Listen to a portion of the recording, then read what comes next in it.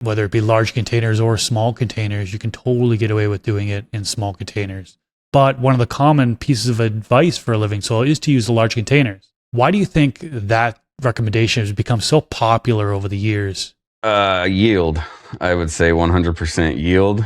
The larger the pot, the bigger the plant, the more yield they're going to get. And for me, these plants are just for me. So yield is not my main focus. My main focus is how the plant is going to grow. It's going to be healthy. It's going to be vibrant and happy.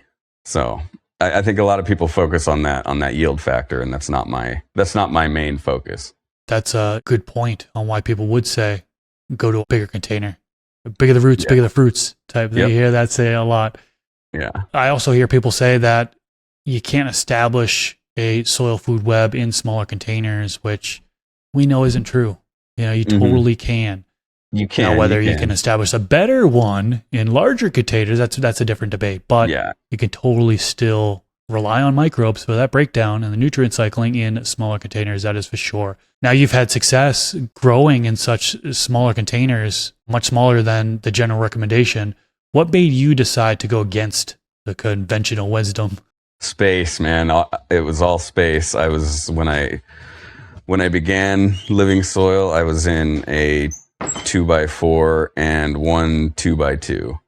So I literally did not have all that much space. And at the time I did get a large pot. So I had one large pot in there. So I was squeezing smaller build-a-soil pots in there as well. And eventually we're now in a new place and I have larger room, but I've just gotten so comfortable with the smaller pot system that I was doing that's been my main focus. I do have one large in the 2x2, one of the grassroots indoor trellis setup things, and that's a large build-a-soil pot, and I've had that thing for I think going on 2 years now, and it's been thriving, just loving it. But everything else is all small pot because just due to space, fully due to not having the space for what I wanted, You gotta do what you gotta do, right? Yeah. So some people have constraints like that, so it makes total sense.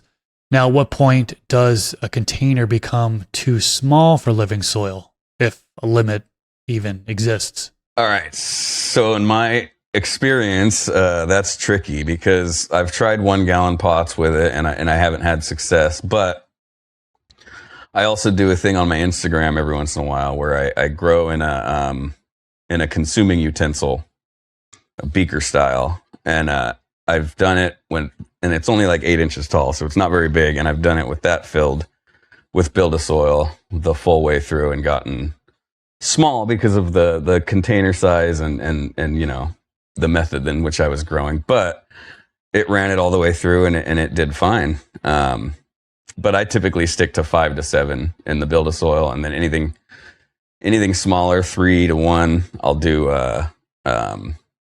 green rush nutrients.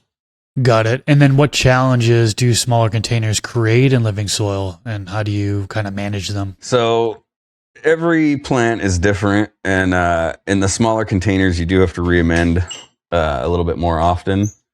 And some plants will go through those nutrients quicker. Some plants will go through slower. So sometimes when I run into plants going through the stuff a lot faster and I need to re-amend, well, in order to get some immediate results, I'll use some of that green rush nutrients because it's 100% organic and it'll offer that immediate input that it needs while the other stuff's breaking down. So it comes in handy in a pinch when you need to, and it just gives it that immediate uptake that it's going to require, so that it doesn't start to show signs of deficiency.